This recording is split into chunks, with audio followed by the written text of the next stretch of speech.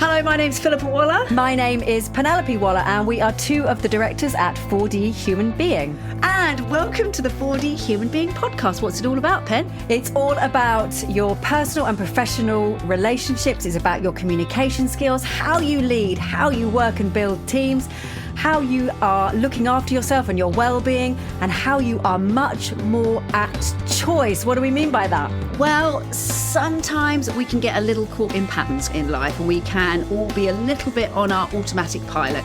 So 4D Human Being is all about helping us get back to choice and being a four-dimensional human being. And your fourth dimension, of course, is intention. So whether it's about your impact, your leadership style, your team dynamics, whether it's about your well-being, whether it's about your communication or your presentation skills, anything that involves human beings interacting with other human beings, 4D Human Being are here to help. we're going to take a deep dive and look at some tools, insights, theories that are going to help you go from a 3D human doing to a 4D human being, so that you can happen to the world rather than the world simply happening to you. Well, good morning on a blustery winter day. Well, if In the actually, UK. yes, it's not very blustery here, I have to say. So I'm in Italy today, and I have to say, oh, hello, Bear, you've come into shot. Yes, I've both doggies here. I have to say, it's very, very sunny and not windy here in Italy. So Oh, well, how lovely. Yeah, we are slightly wary of going into the woods because of literally falling branches, aren't we? So it's pretty, it's sort of slightly childhood animated books windy. If you were going windy leaves. Yeah, if you were going to sort of do a children's animation of a blustery day, you would start with that would be it. It's sort of the whirling and exactly, yeah. All very romantic when you're inside warm. Well, I always fear with things like that. It's like with circling sort of eagles or kestrels, because my dog is relatively small and looks more like a vole or a rabbit. I'm always concerned with windy weather as well, that he might sort of get swept up, sort of a la Dorothy in Wizard of Oz. Exactly. I'd have to keep him a leash. So, good morning. We are toward the end of being good to work with, which is... That was good. Just to put that in context, the theme we've been talking about is being good to work with, and we are coming towards the end of the theme. Not are we coming towards the end of being good to work with, although discuss. No, we're not. In fact, I just saw an email from you. Yes. That's your dog not being good to work with.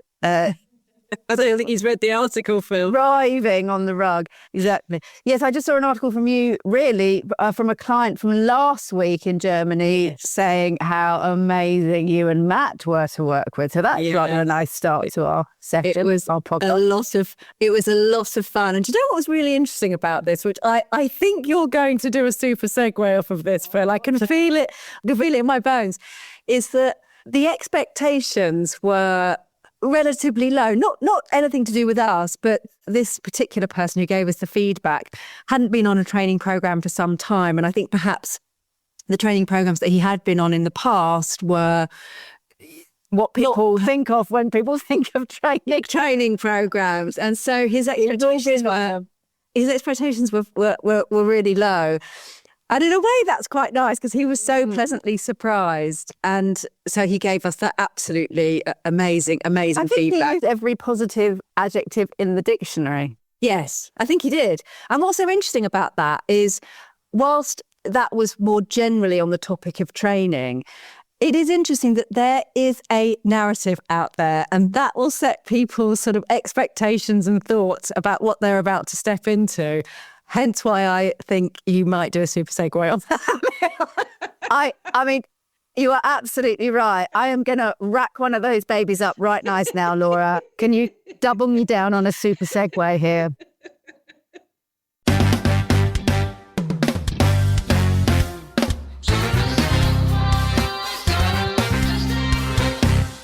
Because actually, one of the things, we're slightly skipping ahead, but one of the things I wanted to talk about, we are at, so CHARM, charm, can you dial up your charm is our acronym. And we're on the last two letters, which are R and M, reliability and motivation. And one of the things that is definitely on my list to talk about today is under-promising and over-delivering in terms of reliability. And of course, that is baked in to training because most people don't expect very much. So you're at such... And actually, we will not be the only ones in that situation in terms of the area that we work in. You may well be in a line of work where people are slightly, will it ebb? And actually, we'll all have it to some extent because, for example, I'm going to be really cliched here, but you might expect finance department to be really by the book and only by the numbers. So if you in any way dial up your relational response to people and flex a bit, you've already gained so many bonus points because in terms of that particular department, the promise is this is going to be rigid and you're going to make me stick to the rules. So if you can deliver anything beyond that, and equally in something more creative or more like marketing, some people are going to expect that to be, we had a great meeting, everyone had loads of ideas, I don't really know what happened. It's more in that improvising space.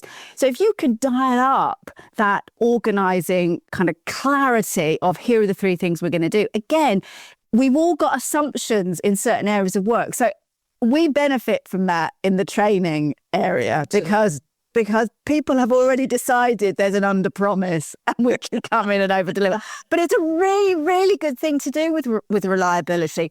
And actually the people who need to watch out are the people pleasers because it's such a paradox that the people pleasers want nothing more than to be dependable and reliable because they overpromise to everybody. They cannot possibly deliver. It's such a good point. In your, hoisted by your own petard, as we say, Shakespeare, you get caught in your own web that in your effort to want to please and be reliable for everybody, you are reliable for nobody. So part of being reliable is saying no. And, you can actually have like a double win here, I think, because in this example, there is that expectation that is, sometimes quite low. But then you start building a reputation. You don't necessarily have to overpromise, but you've got people who want to work with you anyway. I mean, it's win-win in terms of reliability and reputation, Phil. Well, let's sort of land the word reliability, because even when we started talking about this and we looked at all of our other words, collaborative, honesty, appreciation and motivation. And then we said reliability and we sort of went, does that get a bit of a bad rap? But imagine if you okay, describe Penelope to me. Well, she's really reliable. And you're like, I think could we do better than that? Like, that's not what I'd put.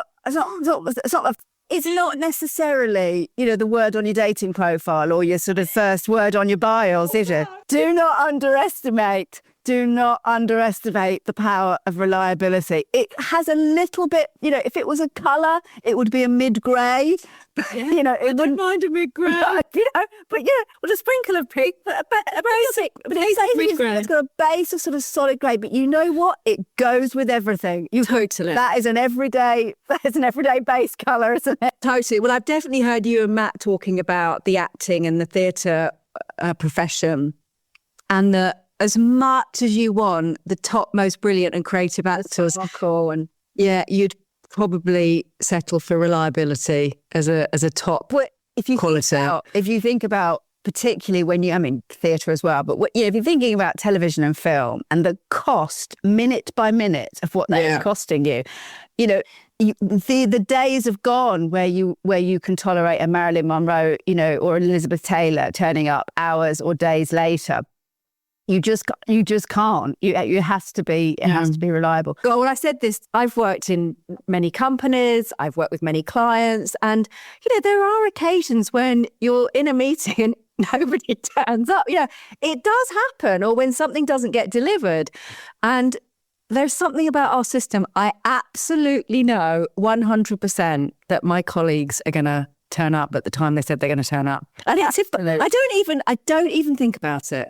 And it's so important. And they'll do what they say they're going to do. I mean, if we think about life, let's put reliability on the gold medal Olympics podium, because if you think about your life and a plumber or a neighbour or a friend has said that they'll come round at 10 o'clock to help you with something or to get a job fixed, or the big one for us now, deliveries that have to be signed. So you stayed in all day, and then the delivery person does not come. Now, let's just have a little sense of, on a scale of 1 to 100, how irritating and anger-inducing that is. And then let's think about our life experience. 100%. 100%. All we wanted was for the person who said they'd deliver a package within a 12-hour slot to deliver a package within a 12-hour slot. Like, we're not asking for, can you do it singing? We're not asking for bells and whistles. We're just asking for that reliability. That you do what the sort of minimum requirement, I like to think. If you've got a dog walker, the minimum requirement is that your dog gets taken for a walk. Like, that's it. That is it. They don't need to be taken for a groom, given a treat, make lots of friends. No, doesn't matter. Just do the thing. Exactly. So whilst we, in our work a lot of the time, and as you said, for the other 4 words in our CHARM acronym, we do try really hard to get people to kind of push the boat out in terms of their intention, how they want to make people feel, how they want to be seen, kind of up those adjectives. Impact, Yeah. And reliability has got to be the foundation stone of all of that great stuff. Well, it's true. And actually, the last letter on CHARM, of course, motivation, we can come to more of that kind of how are we the person that motivates and inspires people? Like, we can come to that. But you're absolutely right. Let's do an analogy on this. Let's imagine that you've got somebody who can do all of that. Super exciting, super energizing. They walk into a room, you're like, oh, Bob's here, it's always Bob. But they are so unreliable. Yeah. And it's like having a house that has got all this fancy decor and all this amazing artwork in it, but it's got absolutely no foundations. Again, we're back to reliability. Sometimes you just want it simple, don't you? You don't want the bells and whistles unless you're going to the theatre. But but if someone doesn't show up, or they're really late, or they don't bring the right tools, or whatever, you do not recommend them. It's just really, really practical, isn't it? It's just very, very fundamental. And in fact, if you're a little bit curmudgeonly, little bit sort of grumpy, that's a word, a little bit grumpy, or you could even, in some sectors, you could even get away with it. You get away with that if you're really, really reliable. That is how strong it is. It's true. That is true. We'll almost take. I mean, it's one of Cialdini's, pillars of influence, isn't it? Yeah, the sort of consistency. The consistency, and he rates likability as top. This is in terms of, well, actually being good to work with. It's his influencing him, his persuasion principles. Exactly. How we get influenced in relationship to be motivated to act or to collaborate, whatever it might be. And as you say, liking is top, but consistency. Exactly. It depends in what arena, doesn't it? I mean, you think about it. You've got 2 people at work. One you really like, have a huge laugh with over coffee every morning, but boy, are they inconsistent. It's very, they never quite hit the deadlines. It's never quite finished. And then you've got someone who sits there, all a bit huffy, puffy, gruffy, but they absolutely deliver. Well, absolutely. Another kind of, I don't know if this is an analogy or a metaphor, actually, you'll have to tell me, but I was chatting to Matt about this in terms of qualities that leaders bring to work. And I love the image of a cat sort of playing with the baubles on a Christmas tree, and like, no. And you love people like that. Like, it's really exciting and interesting and energizing and creative and all those things. But you sort of can't pin them down to actually get anything to just take that one bauble off the tree or whatever it is that you need to do. Exactly. How can we be more reliable? I mean, lots of us get kind of trained into this. So if I think about, we work with lots of engineers, I work with lawyers a lot, accountants, controllers, generally, not always, but generally those kind of professions have really kind of trained us to be super, super reliable. And some of us don't necessarily have that as an absolute kind of base foundation quality. So some of us need to just dial that up a little bit more consciously. Yeah. So I'm going to read a list and then we're just going to slightly unpack them. And then I want to talk about how you might open a phrase to set a boundary that's based less on your needs and more on wanting to be reliable and available and consistent for the other. Not overpromise. Exactly. Yeah. So be responsive, number 1. Be on time, number 2. Be organised is number 3. Number 4 is be accountable. And number 5 is meet deadlines. Now, number 1, be responsive. Now, I thought this is a really interesting one, because if I write to a company that, let's say, which is true, we want to get our website sort of redone, and I don't hear from anybody, I don't hear from somebody for a week, that is going to immediately put a red flag up for me. Now, not because I expect them to have dropped everything and started, taking a look at my website and prioritising, but because the communication is already not responsive enough. Yes. So, yes. And it's the same, we've talked about this with, delayed or cancelled planes in airports. Just be responsive. That doesn't mean resolve, it means respond. So a really lovely thing to do, and all about boundaries. So if it's weekend and it's not appropriate, wait. But first thing Monday morning, if you've had an email on a Friday morning, just acknowledge it. Just be responsive. I've got, sometimes you get those automated emails, which I quite like, want to let you know we've got your email. We will be a member of our team back to you as soon as possible. You're like, well, it's landed, hasn't it? When I get those emails, depending how they're worded, obviously, but when I get those emails, I then trust that it is in a process, is in a system. Exactly. It's somewhere. That it's reliable. That's exactly right. So we love that. And I've talked before, I think on one of the videos we put out on social media, and this is so fundamental, and it really it makes me sort of stop, put my hand on my heart, because this isn't just a nice to have. This is so wired in to who we are, that when we think about babies, the development of infants, it's the consistency and reliability of their caregivers that create what we call secure attachment. That if you have unpredictability in your caregivers, that's what ends up with more challenging feelings of overwhelm or not good enough or all kinds of things. I mean, we could go into all kinds of things around that.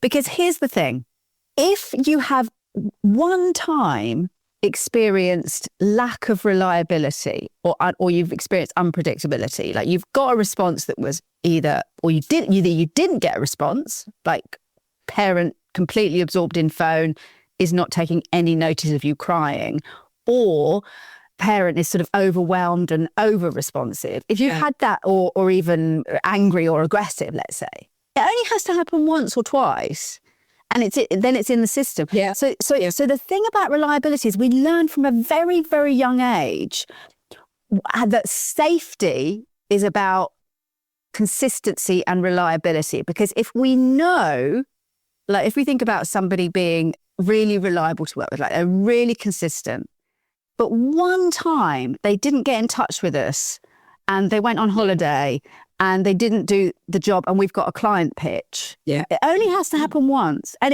it's a shame in a way. We talk about trust, don't we? That it takes a lifetime to build, but one moment to lose. Yeah. That if unreliability is in the relationship, we really need to repair it, because we only need to know that it can happen once for us to feel unsure. Totally. And the other thing I would say about being responsive is, whether, this is in the workplace or personally, and let's say in the workplace it's someone more junior or more senior, whatever it might be, if somebody has communicated to you about something or asked you a question, or, very often we can get, emails around how people feel they've done in work or interviews or career or presentations, and then you don't respond for a period of time. It's very similar in personal relationships. The assumptions train starts running like crazy. Yeah. And you're building up this narrative about the situation, why they haven't responded, what might be going on. And we are all 50% responsible for relationships, both professionally and personally. And just to put an email saying, I got your message, don't worry, we'll have a talk about it, or whatever it might be.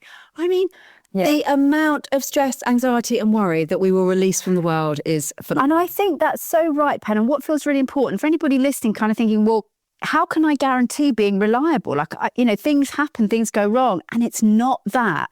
We're not talking about if someone says, right, I need you to paint the Forth Road Bridge in 40 days. And you say, I can definitely do that. And then you start thinking, oh, I don't know if I'm going to hit that deadline because the storm Bert came in and we couldn't work. That life happens. But the reliability is bedding in that relationship right from the beginning, staying in touch, saying something's happened. I really wanted to let you know. This is what shifted. It's that's what reliability is. It's not being able to predict a certain future. So it's just being really clear about that. But if something goes wrong, that's the moment that a lot of people will withdraw. They don't want to communicate because it's feeling embarrassing. But that is the moment. That is the moment where you can be totally, Phil. And I had a conversation with a client a couple of days ago exactly about this, that there is not a clear solution to quite a big organisational problem. And everyone is sort of, thinking about it and it's getting a little bit tense. And it's not so much because somebody somewhere feels like, well, there should be a solution. It's more that nobody knows. The right arm doesn't know what the left arm says. Right. Nobody knows that people are thinking about it, and there will be discussions to come. So communicating is not about communicating the solution. It's about being responsive to the other person's concerns, uncertainties, all of those things. It's so great when people are like that. It's such a game changer. It's slightly related. I have to wedge this in because I really loved it. Something I saw the other day was around decision making, and of course, some of what we're talking about can really tie into. Well, I can't respond because I don't know what I don't know what to do. I don't know what the right decision is. Yeah. But actually, don't make the right decision, make the decision right. Actually make the decision, whether that's to communicate or to do something, and then make it work. Stay in touch, be reliable, be consistent, be responsive. Make the decision right. Don't make the right decision. Okay. Exactly. Very good. Number 2, be on time. Nice and simple. So I have to tell a story about my daughter Stella yesterday. So we get in the car after school and she reminds me, she said, I've got my guitar lesson tomorrow. Or Tuesday, sorry. And I said, well, what time do you need to be there? And she said 10 to 5. And Alba, my other daughter, said, no, Stella, it's not. It's 1:45. She said, if I say 10 to, there's a real chance that I won't have to sit waiting. so that they're only as on time as they need to be, not on time according to Penelope. But it was a big, it's a big part of our work at 4D, right from, even before we created the company. When I started doing this work, on time was set up and ready to go 1 hour before kickoff. That time creates so much reliability. And I speak as somebody who had to consciously think about that because I didn't get that. Even though we have identical genes, you got that gene. But it's actually quite an easy one. However, a really good question to ask yourself is, and there's lots of reasons. I think people who are dealing with some neurodivergency can often struggle with keeping on time. And there's ways. You get support, get help, use your calendar, your alarms. You have to kind of bed in like you do, Pen, uber early because somehow that time gets filled up. Yeah. But there's a really good question to ask yourself is, what is it about? What is being late about? Because for some people, it's exactly what you've just described. It's, I don't want to be sat there with nothing to do. And if it's something like that, then, have your podcast or your audiobooks or your piece of work that you can fill that time. Yeah. Start, if you work out what is it that's actually stopping you being on time, then you can start to solve it. Because everyone has different reasons for that. And people say, I can just never get anywhere on time. I mean, that's not entirely true. There's something going on around your belief system, around wasting time or whatever it might be. And of course, the impact, in terms of being good to work with, the impact on other people of consistent lateness is not only the work in terms of they're not having enough time to do the meeting. There's also an element of respect in there as well, in terms of how people then feel. Absolutely. if people consistently show up late. So it's important. Exactly. It's important. Exactly. It's like anything. It goes back to what I said about secure attachment in childhood. You know, we can kind of go, oh God, I was only 5 minutes late, but it's the drip, drip, drip. It's sort of death by paper cuts. You know, it's not that you were 5 minutes late to pick me up from somewhere. It's what that then means. It's you know, it's what underlies that, what we then believe is happening in the relationship. Okay, number 3, be organised. Totally connected to this. What I love about this is, even if you think that you're somebody who's not very organised. So some people are all post-it notes and colour coding and notice, you know, Excel spreadsheets. So, you know, you're done. If anything, you want to go the other way. Like you've more than ticked this one. But if you're not someone who does that, there are really, really simple ways to appear organised and to make somebody feel like you're organised. So if you're turning up to a call or turning up to a meeting, 30 seconds before you go on it, grab a post-it note or a piece of paper and write down the 3 things that you must cover and walk away with after this meeting. You can do it you can give structure and make people feel like you're organised very, very quickly. Yeah. So I kind of want to shout out for organised that there's sort of no excuse, because even if you've got more of that improvising mindset, and I'll put my hand up, you can use it to do a very quick organising structure. Yeah. Well, it's a really good point for that. Interestingly, I hadn't really thought about being organised in terms of that kind of navigation or structure in a meeting. But very often, I had this conversation the other day, very often we can leave it to the host of the meeting to navigate us through and set the agenda. And they don't always do that, because maybe it's a meeting we have very often, or they just know what we're going to be talking about. If you can take the reins, so to speak, and set the navigation, people's cortisol levels they just drop right. Okay, I know where we are. I know what's going to be happening. Absolutely. So organising is really, really nice for a lot of people's brains as well. Well, it's like when we go on dog walks, I often plot the route. I love it when we walk with somebody who has plotted a route. I absolutely love it, because I can really relax. So it's exactly that feeling. So you go on a road trip and someone else has plotted and organised the stops at the nice cafes. I mean, you just go joyous. Yeah. I'll go with you on another. Love it.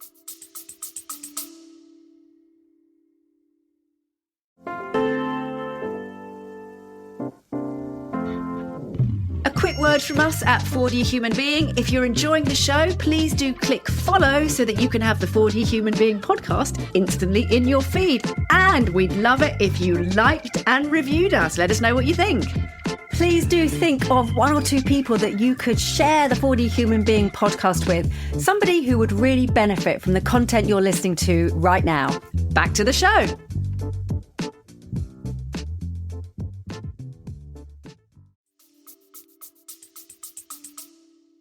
Okay, number 4, be accountable. Hop your hand up. This is mine, or that was me. Yeah. And again, it's an interesting one, isn't it? Because I think it's an interesting one putting accountable into reliability, because actually there's a win in it for you.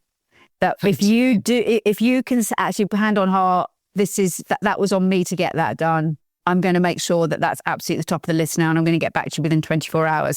I want to work with that person. I don't mind if a mistake's been made. I really don't. Like, we are human beings. I mean, when you and I bang that drum a lot, like, we're human beings. If you can own it and do something about it, I'd double down on wanting to work with you. Yeah. Because that is such a quality. When I hear people start a sentence with, look, that was my responsibility, I love them. I just love them already. Sorry, but Don't mind what comes after it. anything, literally anything. You do anything. It's my responsibility, but I'm not going to do it. Even that, I'm like, better. Well, at least you're honest. You know, you've got the age of charm, haven't you? Yeah. Now give me a good reason. So be accountable. It's such a win. Get your ego out of the way, because your ego is really. This is the thing about egos. You think that they're all puffed up, and you think that they're there to protect you. They do so much damage in moments like this. They really, really don't help you. Okay. No. We could talk about accountability literally till the cows come home, but we won't. Well, not today, but we will make that a topic. Yeah. Okay, number 5, meet deadlines. And this comes back to, this sort of ties in all of these really. Meet deadlines. And if that means setting a different deadline, you and I mean, we've definitely learned that over the years, because we have been writing proposals on holidays and then realised We need to set different deadlines. Totally. Well, I did this on a call the other day because I have had quite a busy, autumn's busy for us, isn't it, Phil? So this really, really exciting client, I've asked for a proposal, and I was like all gung ho, and you were thinking, I'll get that to you tonight. I won't sleep. Yeah, because I thought, well, I'm travelling and then so I said, I'll get that to you by Friday, and I could see Matt's eyes go a bit South Parky wide on the call, and he went, I'm just thinking, Pen, maybe, we could have a sort of conversation about a few things. So maybe we could offer it for like next Wednesday. And I was like, Matt, you are a hero. I was so pleased he said. Yeah, well, there you go. It's a really good example of really wanting to please and really wanting to give, which is a great quality, generosity, enthusiasm, all of those things. And it's how we balance that with meeting people's expectations. And we have a great tool for this, don't we? We have a great tool around, setting boundaries, really. So exactly as you said, meeting deadlines realistically. And I think very often if people say to us, I need this delivered by Tuesday, or can you deliver this by Tuesday? The brain goes into sort of a binary mode of yes or no. Yeah. And some of us feel quite comfortable saying no. Lots of us don't feel comfortable saying no, particularly to hierarchy. So the brain is just veering off down to the yes before you've realised what it's done. And then you're on the hook for a deadline that is going to be really challenging to meet. So we have a lovely tool that we use to try and override that binary yes-no response. And it's a language tool. It's a relatively simple tool. It's just that it's not necessarily where your brain will automatically go when you get asked these questions. And I'm going to get you to demo it, Phil. So I'm going to ask you to do something. So I'm going to say, so Phil, I've got some friends coming over next week, and I'm going to cook them dinner. Could you do a nice sort of 5-star Michelin starter for us? I'm laughing because that is, horror. I mean, it would be no. Yeah, it would be no. Okay, so I'm gonna use the tool. Oh, what I can do is work with you to create a kind of smorgasbord buffet, and we could have a kind of drinks and chats, and maybe we could then go out, or we could get a takeaway or something. How would that sound? That sounds really good. It sounds better, right? Sounds better than a 5-course death by overwhelming the kitchen. Yeah, that's absolutely. So actually, what is a really good note is, if someone's asking you to do something and you're catching yourself in can I, can't I, is the no, yes, is the middle ground of what could I do? What can I do there? Oh, I'll tell you what I can do. Can you get this proposal to me by Friday? What I can do is check in with you on Friday and let you know where we're at. Yeah, exactly. And most people, because of the way the brain works, they haven't heard a no, they haven't heard a but, so they're kind of thinking you're giving them what they'll need. Yeah, definitely. I like to think about this in our personal lives as well. And I think we've said this before, but are you going to come out on Friday night and you want to? Your brain is screaming no, but it's a group of friends of yours that you think, I really must go. Most of us can't do what Phoebe and Friends does and say no because I don't want to. So a really good thing to do is, what I can do is offer to come for a walk on Sunday and a coffee. Yeah. And then it's just potentially a lot easier for everybody to get their needs met and for the relationship underneath to be nicely maintained. Yes, absolutely. What I can do is check my diary. So I want to add just a couple more things to end on this for those who find it difficult to set boundaries, so therefore come across as reliable. One is grab yourself 5 minutes, is not to respond in the moment. So when we say responsive, that doesn't mean immediately. You can have a couple of minutes, that's fine, just to take a breather. And the second thing is, you can use the language of reliability to set those boundaries. So if somebody says, can you get that report, done for me by Wednesday evening? I want to be really reliable and make sure I do this for you really, really well. And with that in mind, I think that Friday is going to be more realistic to make sure I really give you what you need. So you can really put that reliability into the conversation and set the boundary by stating really explicitly, this is what I can do because I really, really want to be reliable for you. I really want to make sure I get you what you need. Yeah, it's good. So there's some tips on reliability. We're going to move on to the the grand finale of motivation.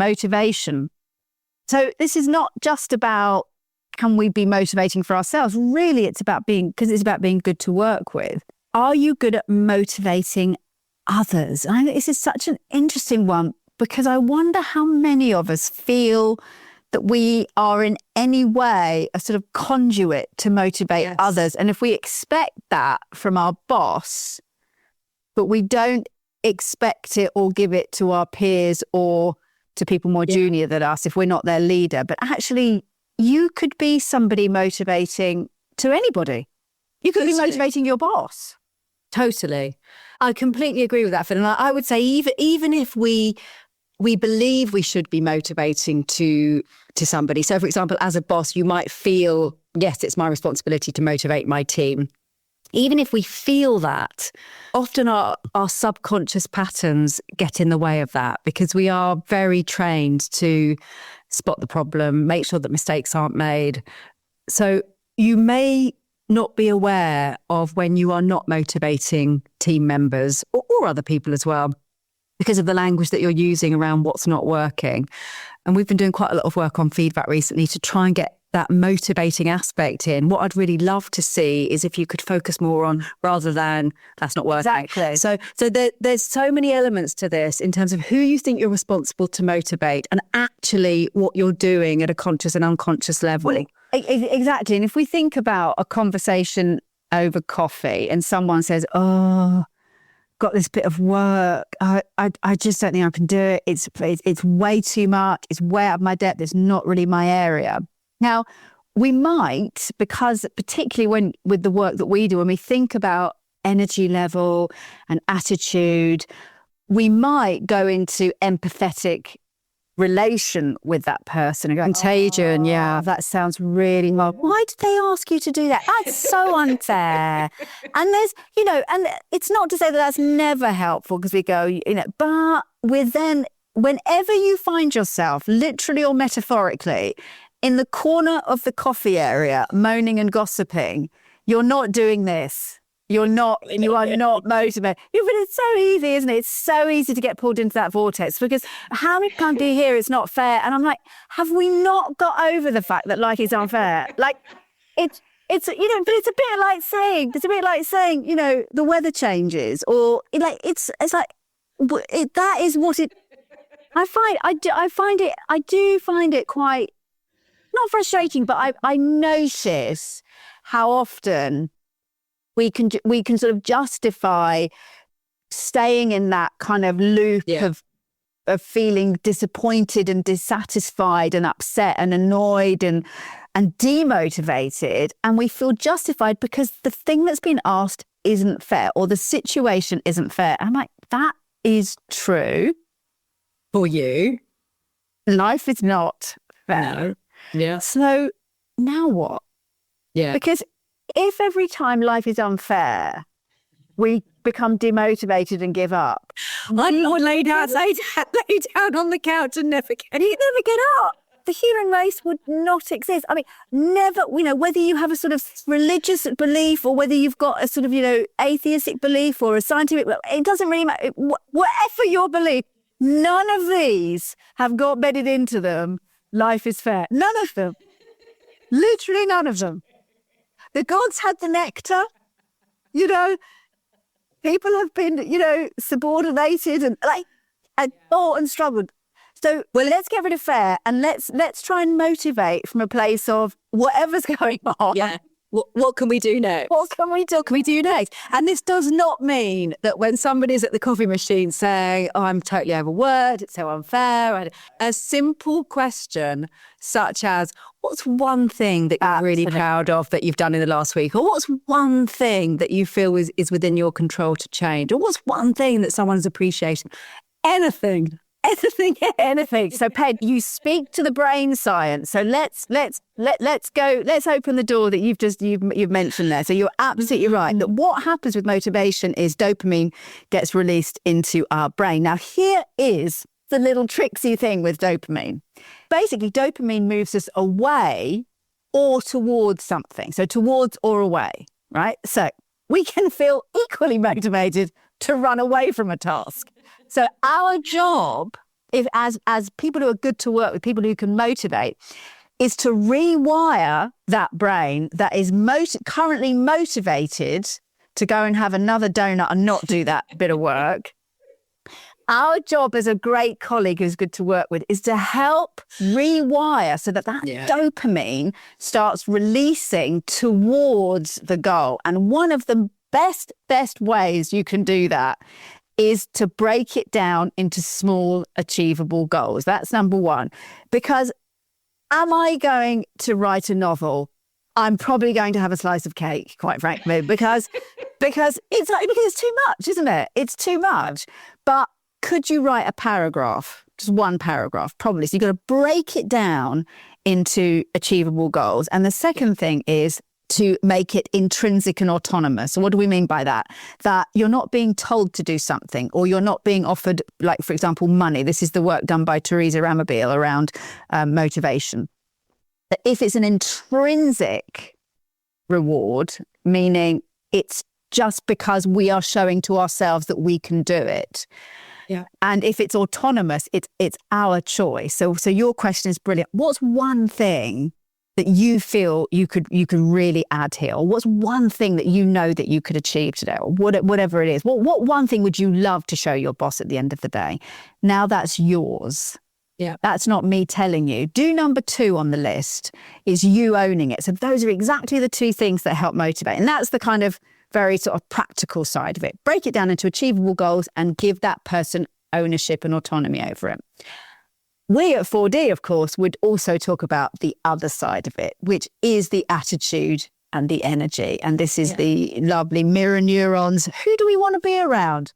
Yeah. Well, even if you're giving a positive message, well, I suppose you could try that one small bit, couldn't you? Yeah. Or do you want to be around, oh, that bit looks like it could work. Why don't should we have a look at that bit now? The brain lights up in a different way. Yeah, exactly. Yeah. So when you think about being motivating, what is your energy level and what is the attitude that you're holding? Yeah. And that's the thing that you can catch in the gossipy, moany conversation by the coffee station. Yeah. Is you can't necessarily get into their brain and change their mind immediately. But what you can do is catch the tone and the energy and counter it. Yeah.